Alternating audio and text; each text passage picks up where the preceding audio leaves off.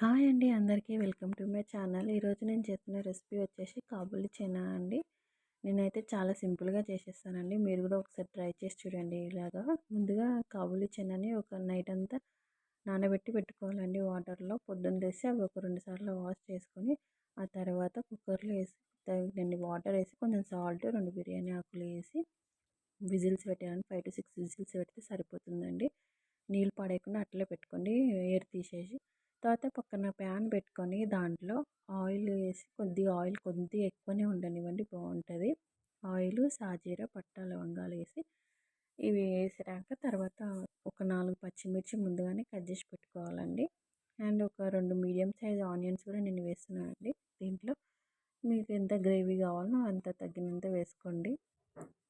ఈ ఆనియన్స్ కొంచెం బాగా మగ్గనివ్వండి, మూత పెట్టేసుకొని. మగ్గాక ఇప్పుడు ఫ్రెష్గా ప్రిపేర్ చేసుకున్న అల్లం వెల్లుల్లి పేస్ట్ కూడా వేసుకోండి.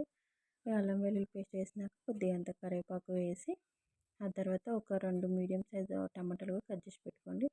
దీంట్లో కొద్దిగా అంత పసుపు వేయండి.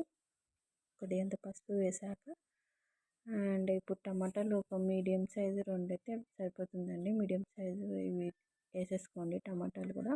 అయితే ఇవి చాలా బాగా మగ్గాలండి.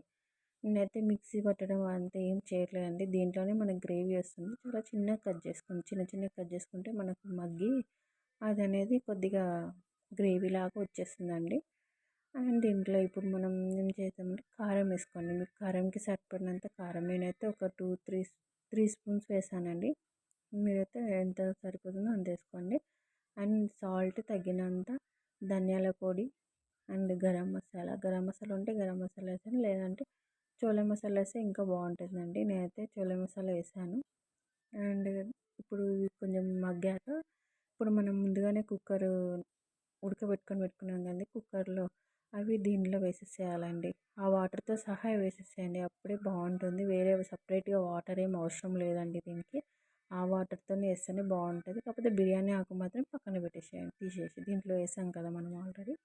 ఆ స్పైసీనెస్ కోసం ఇది సరిపోతుందండి. ఇవి కొంచెం బాగా చిక్కగా వండివ్వండి. చిక్కగా వండించాక ఇంత గ్రేవీ అయితే నాకైతే సరిపోతుందండి. మీకు ఎలా కావాలో అలా చేసి చూసుకోండి.